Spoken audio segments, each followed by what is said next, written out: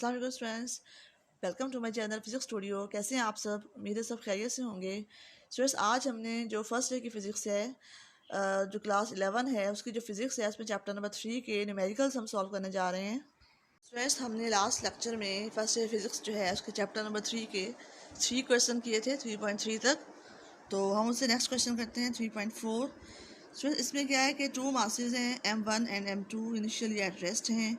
मतलब उनकी जो इनिशियल वेलोसिटी है V1 और V2 वो ज़ीरो हैं और with A spring compress between them. मतलब एक स्प्रिंग है जो इन दो मासेस के दरमियान में है और वो कंप्रेस हुआ है।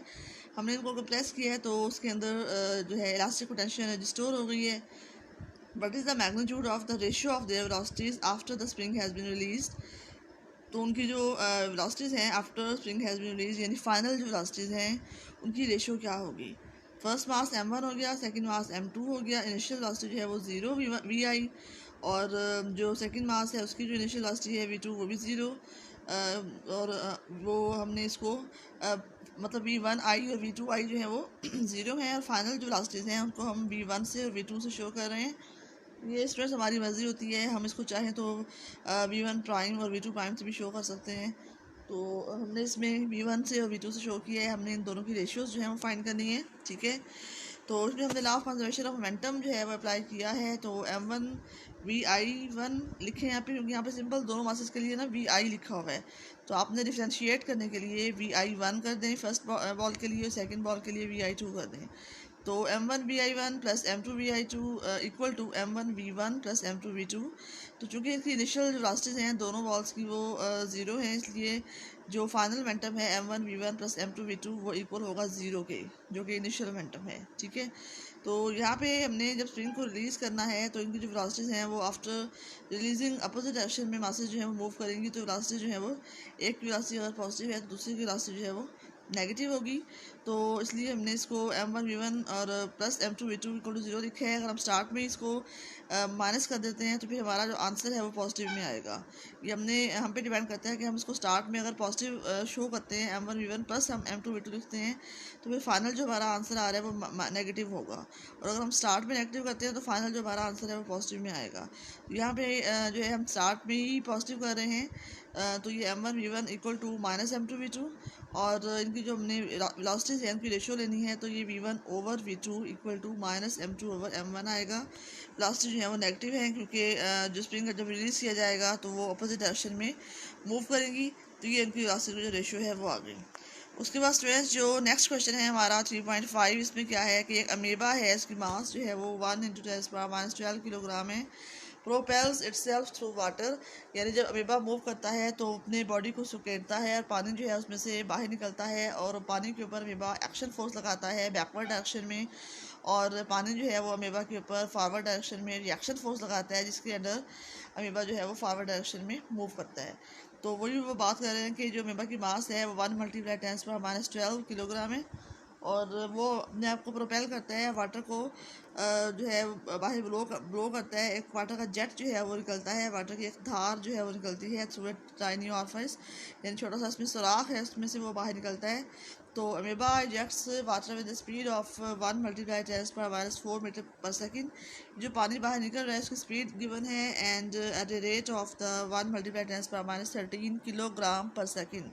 तो स्टूडेंट्स यहाँ पे आप देख सकते हैं कि किलोग्राम पर सेकेंड दी हुई है, तो ये मास ओवर टाइम है, ठीक है। पहले हमें वेलोसिटी दी हुई है वाटर की और फिर हमें जो है वाटर किस रेट से बाहर निकल रहा है तो उसकी मास ओवर टाइम जो है वो हमें दिया हुआ है 1 × 10⁻13। Assuming the water is being continuously replaced, जितना पानी जो है वो बाहर निकल रहा है उतना ही पानी जो है उसके अमीबा के अंदर भी आ रहा है, कंटिन्यूसली वो रिप्लेस हो रहा है। So that mass of the amoeba remains constant, remains the same. इसमें हमने फर्स्ट पार्ट में क्या फाइंड करना है कि if there were no force on the amoeba other than the reaction force caused by the emerging jet, जो water का जो जेट बाहर निकल रहा है उसके रिएक्शन फोर्स के अलावा हमें ये सपोज करना है कि अमीबा के ऊपर और कोई फोर्स जो है वो एक्सर्ट नहीं कर रही। तो फिर हमने अमीबा का एक्सेलरेशन फाइंड करना है, what would be the acceleration of the amoeba. और सेकेंड पार्ट भी है कि अगर amoeba moves with the constant velocity, उसकी वेलोसिटी अगर कांस्टेंट हो वाटर के अंदर, तो what is force of surrounding water. तो जेट के अलावा जो वाटर जेट है जो पानी बाहर निकल रहा है उसके अलावा जो सराउंडिंग वाटर है उसकी फोर्स ऑन द अमीबा क्या होगी। ठीक है स्टूडेंट, इसमें हमने मास ऑफ अमेबा लिखना है। स्मॉल एम हम शो कर रहे हैं इसको 1 × 10⁻12 किलोग्राम। जो वाटर इजेक्ट हो रहा है उसकी स्पीड जो है वो 1 × 10⁻4, और रेट ऑफ वाटर जो है वो m/t, मास ओवर टाइम जो है वो 1 × 10⁻13 किलोग्राम। इसमें स्टूडेंट्स आप m/t को और v को जब मल्टीप्लाई करेंगे तो ये mv/t होगा, यानी मोमेंटम ओवर टाइम। तो मोमेंटम ओवर टाइम क्या होता है, फोर्स के इक्वल होता है कि force is equal to the rate of change of momentum according to Newton second law in terms of momentum. ठीक है, तो हमने m/t को और v को मल्टीप्लाई करना है तो ये फोर्स इक्वल आएगा। ये वो फोर्स है जो कि अमेबा वाटर के ऊपर लगा रहा है, और वाटर जो है वो रिएक्शन फोर्स इसी के इक्वल जो है वो उसके ऊपर जो अमेबा है उसके ऊपर लगा रही है।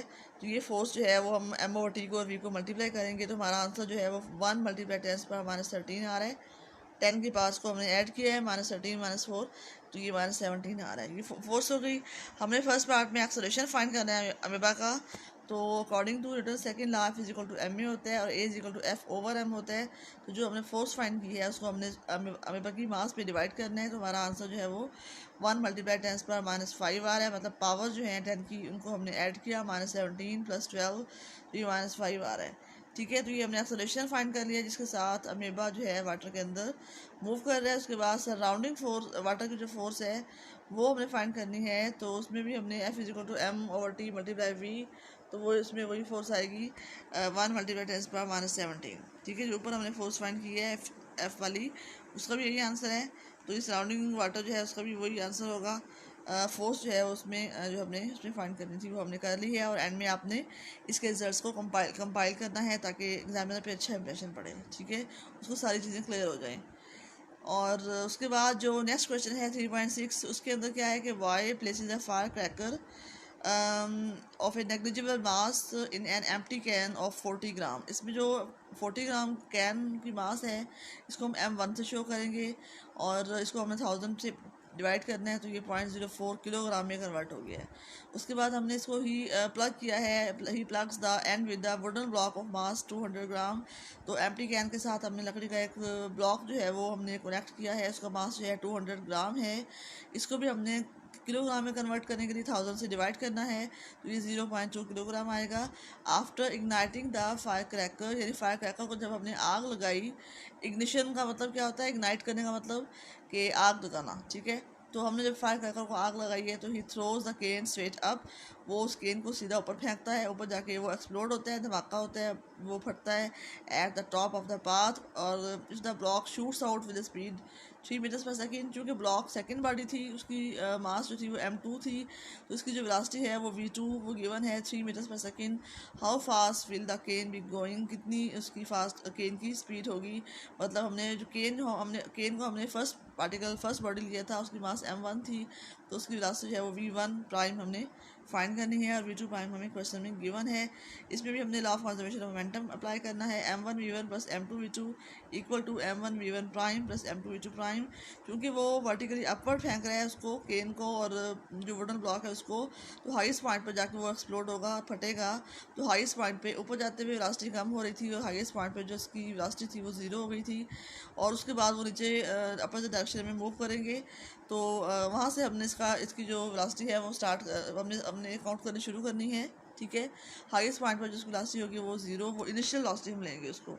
तो इनिशियल वेलोसिटी जो है वो केन की और वुडन ब्लॉक की वो दोनों की 0 है, तो इसलिए इसका जो इनिशियल मोमेंटम है बिफोर एक्सप्लोजन वो 0 होगा हाईएस्ट पॉइंट पर पहुंच के। ठीक है, और उसके बाद जब वो एक्सप्लोड होगा और फिर वो डिफरेंट डायरेक्शन में मूव करेंगे तो वो फाइनल मोमेंटम होगा। तो वो फाइनल मोमेंटम जो है m1v1 प्राइम + m2v2 प्राइम होगा। यहाँ से हमने m1v1 प्राइम = -m2v2 प्राइम, और यहाँ से हमने v1 प्राइम की जो वैल्यू है वो निकाल ली है v2 प्राइम की टर्म में, यानी v1 prime will be equal to -m2v2 over v1। v1 prime को हम नेगेटिव, हमारा आंसर आ रहा है। ठीक है, माइनस, इसको हम इसकी वैल्यूज पुट करेंगे तो हमारा आंसर जो है वो -15 आ रहा है। नेगेटिव साइन क्या शो कर रहा है कि कैन और वुडन ब्लॉक जो है वो अपोजिट डायरेक्शन में मूव करते हैं। ठीक है, ताकि मोमेंटम कंजर्व रहे। और उसके बाद 3.7 क्वेश्चन है कि एन इलेक्ट्रॉन जिसकी मास पता ही है आपको 9.1 × 10⁻31 किलोग्राम होती है। ये आपने याद रखनी है, ज़रूरी नहीं है ये क्वेश्चन के अंदर दी हुई हो, बल्कि अक्सर ये स्टूडेंट्स को खुद याद होनी चाहिए, MCQs वगैरह में आ जाती है। तो इलेक्ट्रॉन जो है वो इतनी मास है उसकी, वो ट्रैवल कर रहा है एट स्पीड 2 × 10⁻⁷ मीटर्स पर second, under goes A head on collision. Head on collision students आप चैप्टर के अंदर पढ़ चुके हैं कि अगर दो बॉडीज जो हैं वो स्ट्रेट लाइन में मूव कर रही हों और फिर उनकी कोलिजन होती है तो उसे हम हेड ऑन कोलिजन कहते हैं। और अगर वो कोलाइड होने से पहले किसी एंगल पे आ रही थी और फिर कोलिजन हुई है तो वो हेड ऑन कोलिजन नहीं होगी।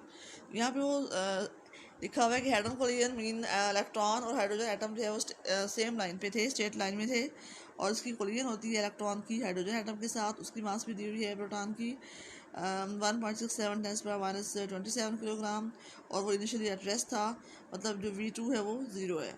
Assuming the collision to be perfectly elastic and a motion to be along a straight line, find the velocity of hydrogen atom। Hydrogen atom second body थी तो हमने इसकी वेलोसिटी आफ्टर जो है collision यानी V2 prime हमने find करनी है। तो आपने V2 प्राइम का जो फार्मूला है 2m1v1/m1 + m2 बुक के अंदर दिया हुआ है, और इसमें सेकंड टर्म जो है फार्मूला हमने यहाँ पे नहीं लिखा, अगर आप चाहें तो फार्मूला स्टार्ट में कंप्लीट लिख सकते हैं। तो सेकंड टर्म जो होगी वो m2 - m1/m1 + m2 × V2 होगी। चूँकि उन्होंने ऊपर कहा है कि V2 0 है, इसलिए सेकंड टर्म पूरी की पूरी V2 की वजह से 0 हो जाएगी, तो यहाँ पे नहीं लिखी हुई, लेकिन अगर आप लिख दें तो ज़्यादा बेटर होगा। फिर जो है सेकंड टर्म तो 0 हो गई, फर्स्ट टर्म के अंदर तमाम वैल्यूज़ पुट करनी है और 10 की पास को ऐड करके हमने इसको सॉल्व करना है। तो हमारा जो आंसर आ रहा है वो 2.18 × 10⁻⁴ मीटर्स पर सेकेंड आ रहा है। ठीक है, तो हमने इसको साइंटिफिक नोटेशन की फॉर्म में लिखा है। इससे पहले हमारा आंसर 21.78 × 10⁻³ था, तो हमने पॉइंट को जो है लेफ्ट वर्ड मूव किया एक डिजिट, तो 10 की पावर में एक नंबर का इजाफा हो गया, 10 की पावर 4 हो गया। तो इस तरीके से हमने जो हाइड्रोजन एटम है उसकी वेलोसिटी V2 प्राइम फाइंड कर ली। ठीक है स्टूडेंट्स, उम्मीद है आपको ये क्लियर हो गया होगा। तो उसके बाद 3.8 जो है क्वेश्चन, इसमें क्या है कि truck weighing 2500 kilogram and move with the velocity of 21 metres पर सेकेंड। ट्रक की मास m1 हो गई और उसकी वेलोसिटी 21 जो है वो v1 हो गई। कोलाइड कर रहा है with stationary car weighing 1000 kilogram. जो कार की मास है वो m2 हो गई 1000 किलोग्राम, और वो स्टेशनरी है तो V2 0 हो गया। उसके बाद क्या है कि truck and car move together after the impact. Impact के बाद ट्रक और कार जो है वो इकट्ठे मूव करते हैं, तो हमने इनकी कॉमन वेलोसिटी जो है फाइंड करनी है। तो इसमें भी हमने law of conservation of momentum apply करना है। m1v1 + m2v2 = m1v1 prime + m2v2 prime. चूँकि जो आफ्टर कोलिजन दोनों इकट्ठे मूव कर रहे हैं तो उनकी जो वेलोसिटी होगी v1 प्राइम और v2 प्राइम वो सेम है, तो उनको हमने सिंपल v के इक्वल पुट किया। ठीक है, और इसमें हमने इनकी जगह पे सिंपल v पुट कर दिया, v कॉमन लिया राइट साइड पे, तो m1 + m2 ब्रैकेट के अंदर आ गया।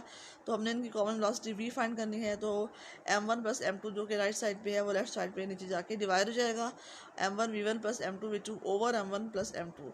उसकी हमने तमाम वैल्यूज पुट की, तो कॉमन जो वेलोसिटी है उसका वो आंसर आ रहा है हमारा 15 मीटर पर सेकेंड। मतलब आफ्टर इम्पैक्ट आफ्टर कोलिजन जो कार और जो है ट्रक मूव कर रहे हैं विद दिस वेलोसिटी 15 मीटर्स पर सेकेंड, तो ये इसका आंसर होगा।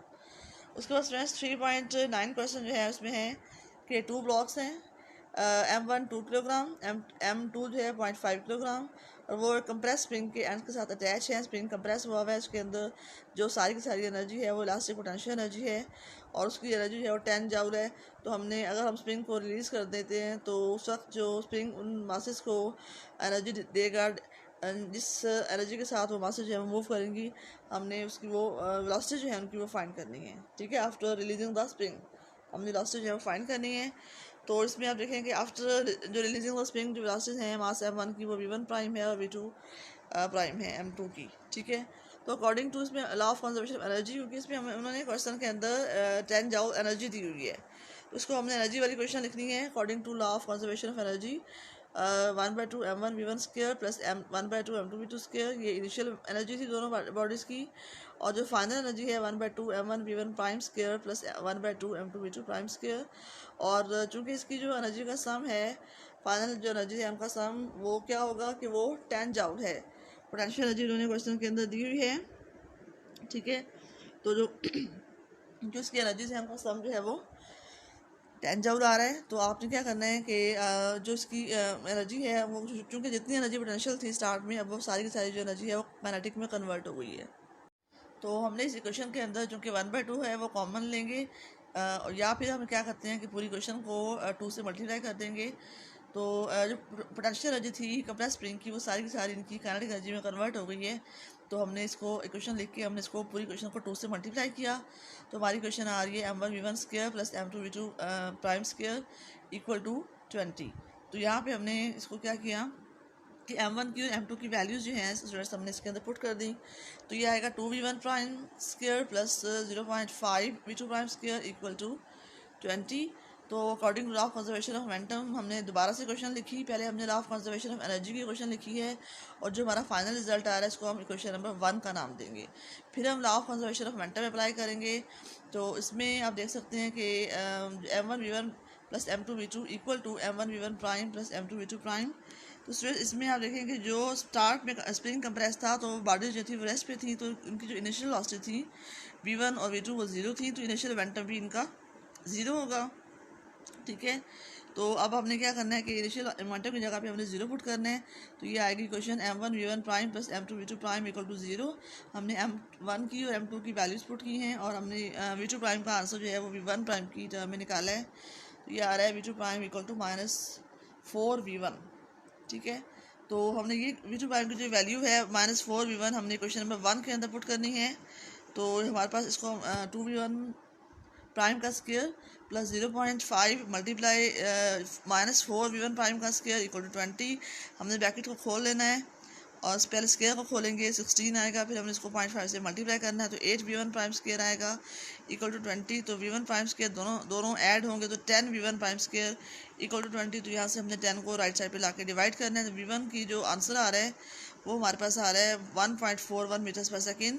तो हमने इसको जो ऊपर हमने एक्सप्रेशन निकाला है ये वाला v2 prime minus equal to -4v1 prime, यहाँ पे हमने v1 प्राइम की वैल्यू पुट करनी है। तो v2 प्राइम का जो आंसर आ रहा है वो -5.65 मीटर पर सेकेंड आ रहा है। तो इस तरीके से हमने v1 प्राइम और v2 प्राइम दोनों की वैल्यूज़ फाइंड कर ली, एंड में आपने रिजल्ट को कंपाइल्ड फॉर्म में लिखना है।